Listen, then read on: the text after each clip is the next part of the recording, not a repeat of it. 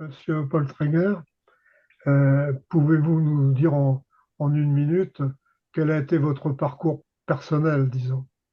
Oui, bien sûr. Alors, je suis de formation ingénieur chimiste à l'École nationale supérieure de chimie de Rennes. Puis, j'ai une formation également en économie et en droit, ayant suivi l'Institut d'administration d'entreprise.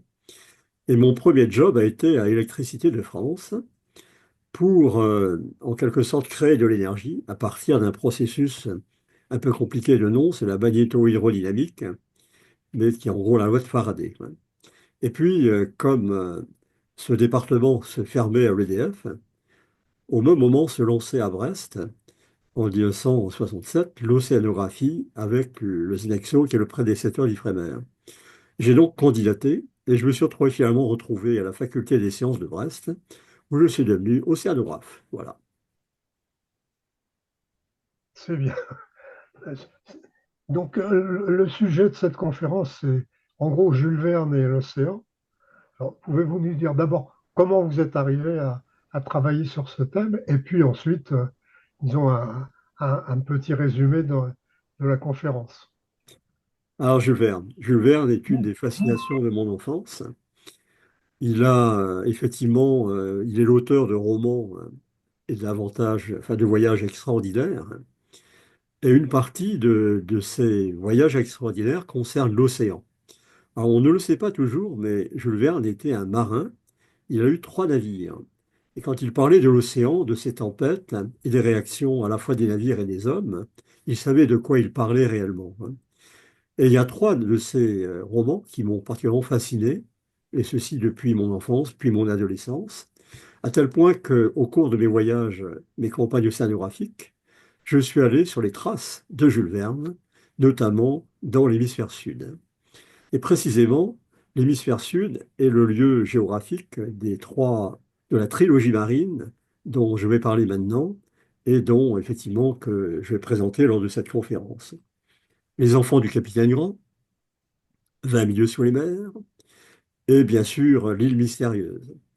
Alors, Les enfants du capitaine Grant, je revisite ce roman en montrant effectivement comment Jules Verne avait anticipé effectivement sur la richesse et de la faune et de la flore de ces milieux, enfin, disons, pour faire court, dans l'hémisphère sud.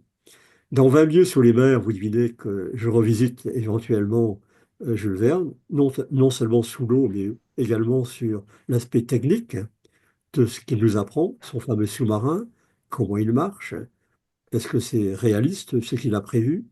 Et puis enfin, dans l'île mystérieuse, où on va retrouver effectivement les héros précédents, en tout cas l'île mystérieuse donne des clés pour comprendre les deux romans précédents. Et nous avons là cinq Nord-Américains qui étaient prisonniers dans une ville, prisonniers des sudistes. Donc ce sont des nordistes qui sont envolés au sens propre dans un ballon et qui, selon Jules Verne, ont franchi carrément plusieurs milliers de kilomètres d'une seule traite pour atterrir sur une île dans l'hémisphère sud. Et précisément, on va retrouver dans ce roman, on va créer une petite société qui, en fonction des richesses biologiques et minérales de cette île, eh bien, précisément, vont arriver à vivre alors que sur eux, quand ils atterrissent au sens propre, ils n'ont que leurs vêtements et leurs chaussures.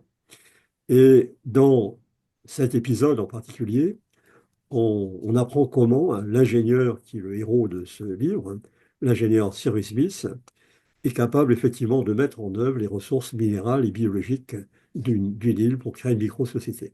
Et on va retrouver à la fin du roman le héros de l'île, enfin de 20 milieux sous les mers, qui est le capitaine Nemo. Voilà en deux mots, sinon je vais parler. Hein. Je vais ajouter aussi autre chose parce que je m'interroge aujourd'hui sur ce qu'écrirait Jules Verne au XXIe siècle. Irions-nous à la découverte des eaux profondes ou bien irions-nous à la recherche de la vie dans les autres océans d'autres planètes? Et vous verrez que je vais amener nos auditeurs et éventuellement les lecteurs dans cet univers extraordinaire en posant la question, est-ce qu'une autre vie est possible en dehors de celle du carbone. Voilà.